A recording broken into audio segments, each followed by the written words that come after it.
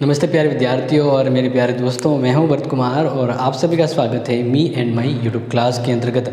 आज हम देखने वाले बीए थर्ड ईयर के लिए इम्पोर्टेंट पेपर फर्स्ट का ये जो टॉपिक है वह इसलिए इम्पोर्टेंट है क्योंकि इस लेसन के बाद आगे के आपके जो भी चैप्टर होंगे उसको आप अच्छे से समझ पाएंगे। इसके लिए ये एक दिशा देने वाला लेसन भी कह सकते हैं, क्योंकि आपका जो फर्स्ट पेपर है ना वो मैंने पहले ही बताया अंतर्राष्ट्रीय संबंध के बारे में। आपका जो फर्स्ट पेपर है वो अंतर्राष्ट्रीय संबंध के बारे में बात करता है। तो अंतर्राष्ट्रीय संबंध दो तरह के होते हैं। यहाँ पे हम वही समझेंगे कि अंतर्राष्ट्रीय संबंध को समझने के उपागम, यहाँ पे जैसा कि लिखा है अंतर्राष्ट्रीय संबंध के अध्ययन के उपागम। तो दो उपागम जिसको हम समझने वाले हैं और इन दोनों के बारे में आपको समझना है। वैसे मैंने कुछ इंपॉर्टेंट चीज़ आपको इसलिए बोर्ड पे लिखी है ताकि आप में पढ़ाते समय आप लिखें और समझें भी। तो अब यहाँ पे ध्यान दीजिए, संबंध को जब हम अंतर्राष्ट्रीय स्तर पर ले जाते हैं तो ये एक अंतर्राष्ट्रीय ताने बुने के ऊपर बुने होते हैं। तो कोई संबंध क्यों बनाता है, किसी वजह पे बनाता है, और संबंध बनाने के पीछे लॉजिक होना चाहिए। ऐसा नहीं कि अब मन उठाए जैसा संबंध बना दिया जाए किसी देश के साथ तो आने वाले समय में जो भावी पीढ़ी है वो ऐसे अच्छे संबंध से छूट जाएंगे। यानी कहते हैं ना कि समय होता है और समय के अकॉर्डिंग सही चलना होता है। तो अंतर्राष्ट्रीय संबंध को जब हम पढ़ते हैं तो इसके दो उपागम सामने आते हैं। यानी अंतर्राष्ट्रीय संबंध दो तरह के यहाँ पे अध्ययन के तौर पे है। पहला है यथार्थ आदर्शवादी उपागम। पहला क्या दिया हुआ है, आदर्शवादी उपागम।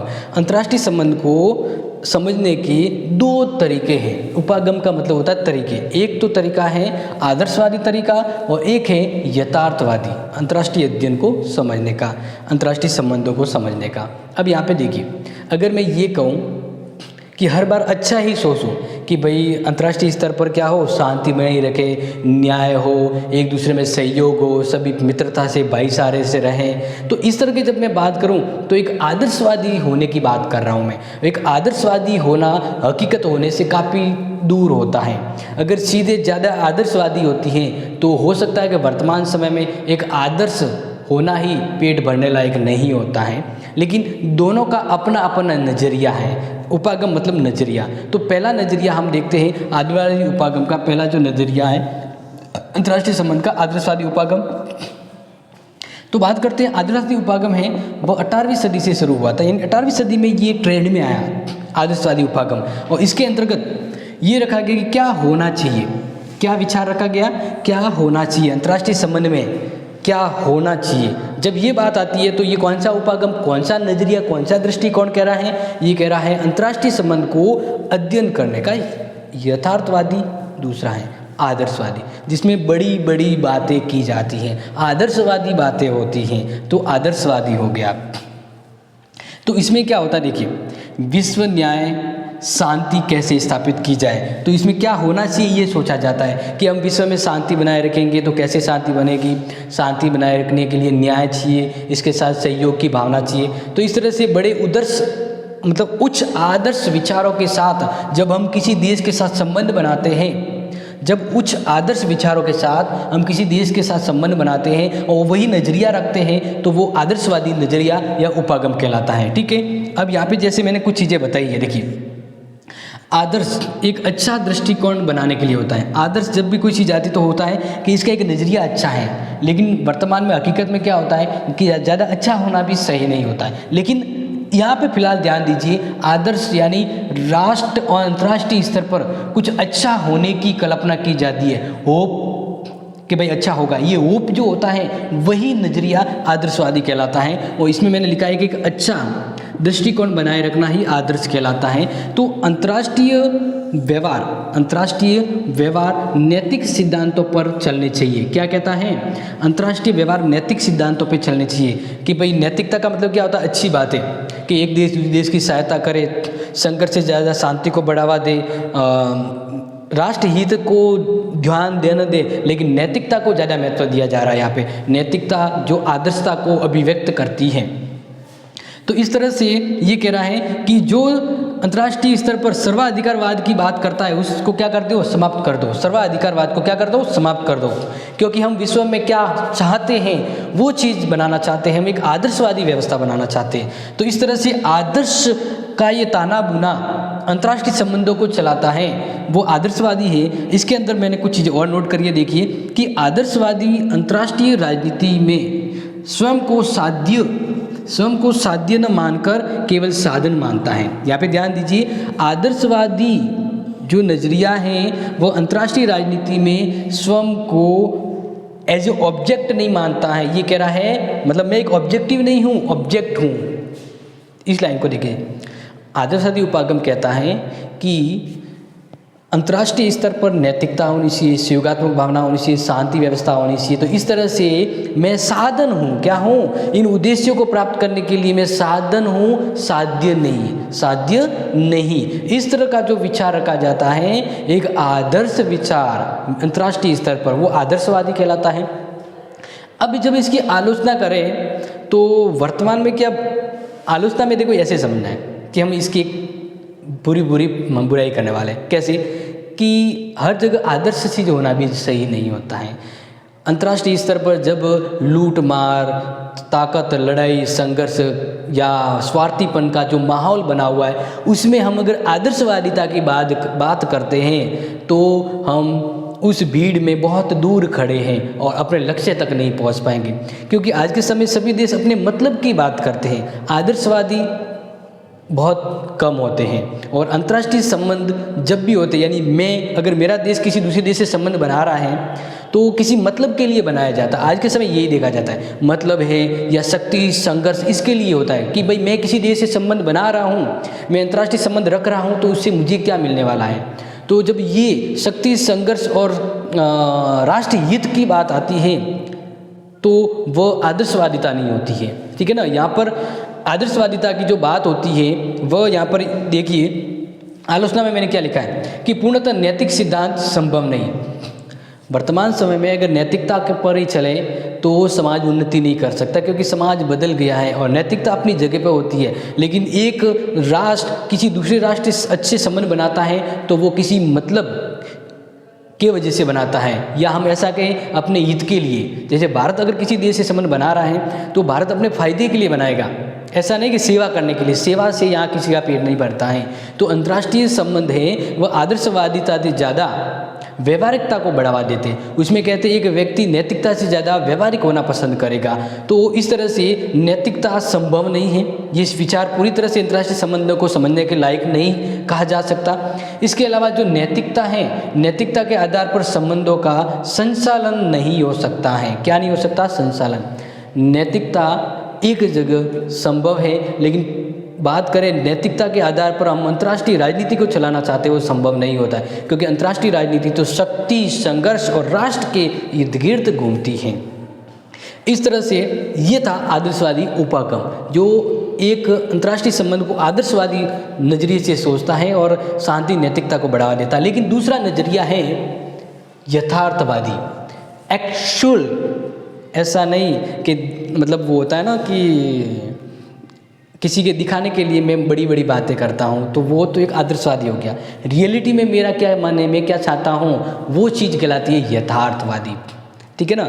यानी बाहर से कोई और होना, दूसरों को दिखाना आदर्शवादी हो गया, लेकिन रियल में व्यक्ति के मन में क्या है वो कहता है यथार्थ, एक्चुअल।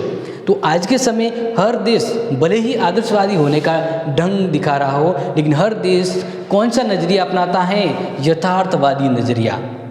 हर देश किसी दूसरे देश से संबंध बनाता है, किसी मतलब से बनाता है, किसी फायदे से बनाता है, अपने हित से बनाता है, और एक देश अपनी शक्ति को बढ़ाना भी चाहता है। तो इस तरह से ये जो दृष्टिकोण है वह 18वीं सदी से 19वीं सदी के बीच काफ़ी पॉपुलर है, और इसी को हम अंतर्राष्ट्रीय संबंध के अंदर पढ़ते हैं। ज़्यादातर यथार्थवादी दृष्टिकोण को अपनाया जाता है अंतर्राष्ट्रीय संबंधों को पढ़ने के लिए। तो मैकियावेली की आपको बात याद है? मैकियावेली ने क्या कहा था? मैकियावेली ने कहा था कि वर्तमान में वही चीज़ सही है जो शक्ति पर निर्भर है, क्योंकि अगर बिना शक्ति संघर्ष के अगर कोई चीज़ पॉसिबल हुई है तो वो ज़्यादा समय तक नहीं टिकती है। मैकियावेली ने कहा कि राजा को जब समय हो तब स्वार्थी, मतलबी और संघर्षी भी होना चाहिए। यानी राजा, जैसे कहते हैं ना कि राजा को एक लोमड़ी और एक शेर की तरह होना चाहिए। तो यहाँ पर ये कौन सा दृष्टिकोण है? ये यथार्थवादी दृष्टिकोण है कि जैसी प्रजा वैसा देश होना चाहिए। यहाँ पर ज़्यादा आदर्शवादी से काम नहीं चलता है, हकीकत रियलिटी में क्या है वो चीज़ यहाँ पे मायने रखती है। तो इस तरह से जो आदर्शवादी जो उपागम है ना, अगर पूछा जाए वो किसकी विचारधारा पर डिपेंड करता है? मैकियावेली ने अपनी द स्पिरिट ऑफ लॉ में यथार्थवादी दृष्टिकोण को समझाया है कि एक राजा को कैसा होना चाहिए, एक राज्य को कैसा होना चाहिए। इस तरह से ये नोट समझ लें कि यह दृष्टिकोण शक्ति, शस्त्र और युद्ध को मानव स्वभाव मानता है। ये कहता है आज के समय मानव का स्वभाव ही है कि वह शक्ति की ओर लालायित होता है, वह संघर्ष शस्त्र लेना चाहता है और साथ ही साथ वह युद्ध के अंदर घुस जाता है। आज के समय हर कोई शक्ति के लिए लड़ रहा है।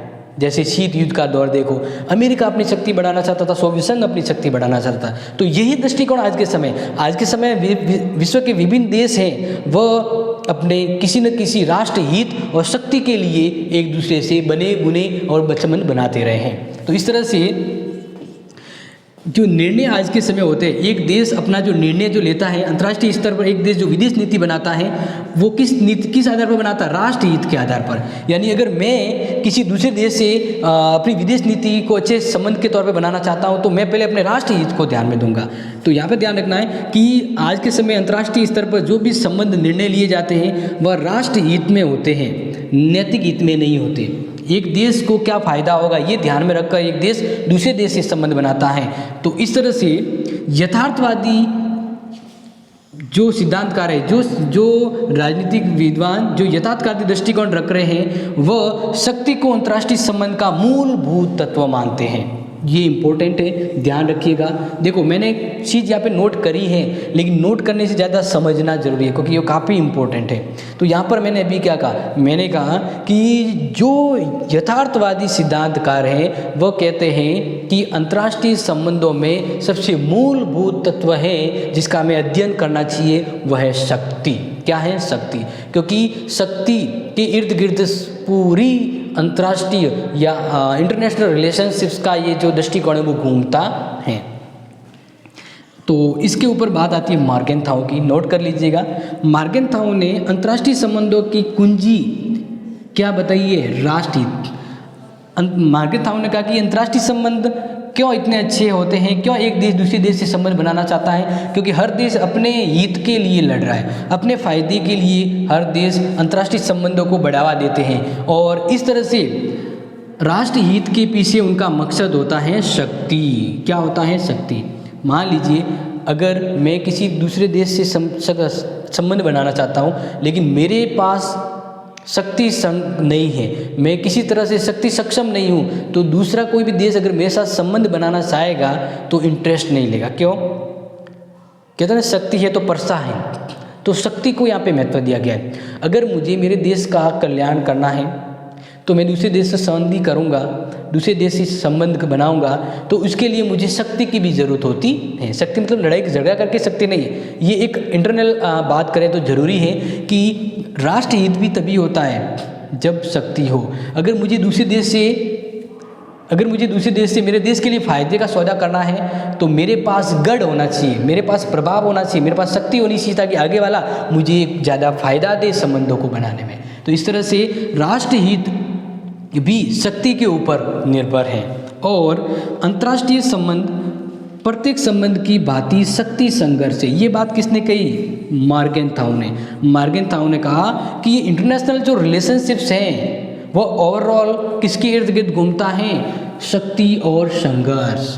एक देश दूसरे देश से किसी न किसी बहाने शक्ति प्राप्त करने के लालायित होता है। जैसे वो कह रहा है कि मैं ज़्यादा हथियार कमा लूँ, मैं ज़्यादा पैसे कमा लूँ, तो अगर मैं शक्तिशाली होंगे तो दूसरे देश मेरी सुनेंगे और मैं दूसरे देशों को अपने अंडर में रखकर अपने मतलब की चीज़ें पूरी कर सकता हूँ। तो इस तरह से अंतर्राष्ट्रीय संबंध हर संबंध की तरह शक्ति संघर्ष होता है।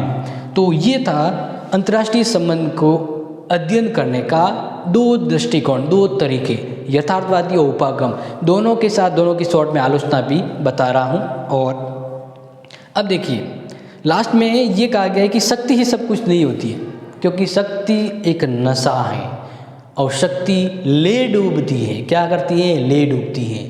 अब बात करें, अगर शक्ति को सही हाथों में न रखा जाए तो वह जिसके पास होती है उसको समाप्त कर देती है। इस तरह से वर्तमान स्तर पर देखा जाए तो जो भी अंतर्राष्ट्रीय संबंध होते हैं वो सिर्फ शक्ति की वजह से नहीं होते, उसके पीछे दूसरा भी एक दृष्टिकोण होता है। यहाँ पर जैसे देखें कि शक्ति ही सर्वथा सही नहीं है, हर जगह शक्ति ही सही नहीं होती है। क्यों? क्योंकि कुछ परिस्थितियाँ, कुछ समय, कुछ मौके होते हैं तो वो उस चीज़ को महत्वपूर्ण बनाते हैं। इसलिए हर देश दूसरे देश से इसलिए संबंध अच्छे बनाने का प्रयास करता है क्योंकि दोनों के मध्य साधनों का बंटवारा हो। एक देश का उद्देश्य तभी पूरा होगा जब वो दूसरे देश से अच्छे संबंध बनाएगा।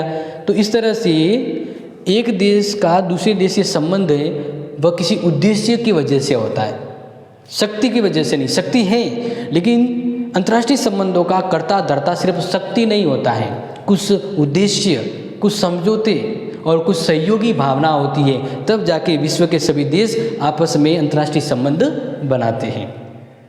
तो ये था आज का काफ़ी इम्पोर्टेंट चैप्टर जो मैंने आपको समझाया कि अंतर्राष्ट्रीय संबंधों के अध्ययन के दो उपागम कौन कौन से हैं, यथार्थवादी और आदर्शवादी। दोनों को क्लियरिटी समझा है, नोट कर लीजिएगा, समझ लीजिएगा और बने रहिएगा नेक्स्ट क्लास के लिए। तब तक के लिए thank you and have a nice day.